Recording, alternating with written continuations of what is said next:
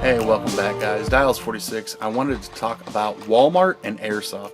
As many of you guys know, Walmart no longer carries Airsoft. They haven't for about the last 2 years. Now you might find some old stock at Walmart still carrying BBs or some low grade Springers or something like that, and I feel that they're just kind of liquidating the last of the remaining stock. I don't think that they're going to be re-upping anytime soon. So what does that mean for Airsoft? Let's step back to when Walmart first started carrying Airsoft. I thought it was really cool.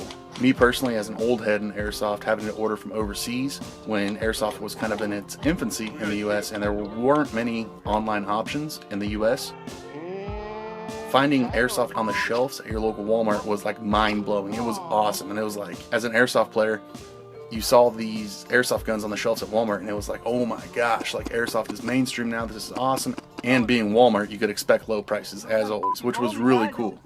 A lot of my earlier videos and a lot of my subscriber base was actually built on checking out some of these Airsoft guns from Walmart. A lot of guys came to check out my reviews and what I had to think about them, and that was really neat. So that was kind of why I was generally interested in Walmart Airsoft. That being said, I also understood what quality Airsoft was and what kind of different levels of Airsoft quality you could expect. I knew junk Springers, junk L-pegs, and things like that, and I could tell the difference. Walmart carried the low power Springers, they also carried kind of the medium grade CO2, and they carried all the way up to like the Black Op line of fully functional AEGs with metal gearboxes, which was really cool. Walmart actually helped propel Airsoft and put it on that pedestal and showed a lot of growth. If you ask anybody industry level, as far as all these different Airsoft companies, if they saw growth, they'll tell you that when Walmart started selling Airsoft to the masses as a normal offering, we saw a huge jump in Airsoft, which was really cool, and it was great for all these local communities and things like that. It grew players, and it put affordable guns in the hands of players. That was the pro side, the plus side of having Airsoft at Walmart. The downside was, of course, it was a lot of peddling that lower grade Springer stuff, and it kind of flooded it out there. And with parents not really knowing what Airsoft was, thinking it's a plastic BB, they bought them for their kids. A lot of times these things broke. And then the bad thing about that is, on the downside of Walmart carrying that lower grade stuff, trying to keep things affordable at that low price point. So little Tommy goes and buys a $20, $30, $40 Airsoft gun, and it's a piece of garbage because, you know, it's from Walmart. We get that. We understand that. You know, as serious Airsoft players, having a competitive grade gun, we understand that a certain price point comes with that if you want any level of quality. So what happens is, little Tommy bought this gun, it broke. When he wanted another one to replace it, his parents said, nah, I'll just buy you that $60 Xbox game or that PlayStation game. And so that was kind of the downside of it too. So we saw a lot of growth because it was mainstream, because it's Walmart and there's one in every major city, every township in the US. But at the same time, after, we saw kind of a decline because there was a little bit of fallout from having that lower quality stuff. Point being the Black Ops brand.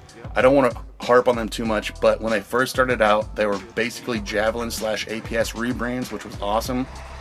It had an electronic blowback. It was a lower grade, mostly polymer M4 with a decent full metal version 2 gearbox inside. Walmart has such buying power because they buy so much. So for instance, like this example, Walmart bought 1,000 units of some particular Airsoft gun.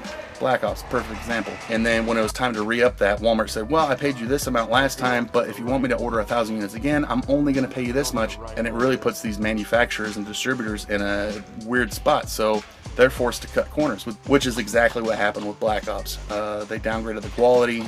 They started doing some super proprietary stuff, and it got really wonky, and the quality control went down because they were trying to meet that demand at the price point that Walmart was offering them. So going forward, what does that mean? Well, I don't really know. Walmart no longer sells Airsoft, and before, you know, people talk about the old days. They reminisce about the old days before Airsoft was mainstream and how pure and awesome things were. And I think maybe there's a little bit of truth to that because it was really tight-knit, close communities, and you had to order your Airsoft gun from overseas. So if you wanted to get into Airsoft, you really had to commit to it. There really wasn't a lot of room for, you know, half-hearted type decisions or puppy purchases. Yeah, as far as Walmart carrying Airsoft guns or Airsoft guns from Walmart, it's no longer a thing. So there's still a lot of guys that kind of picked up that torch. You'll see, you know, Academy Sports, Big Five, Dick's Sporting Goods, all these sporting goods places, they're going to still sell airsoft, and they're going to be selling that lower end type, that sub $100 or right around that point.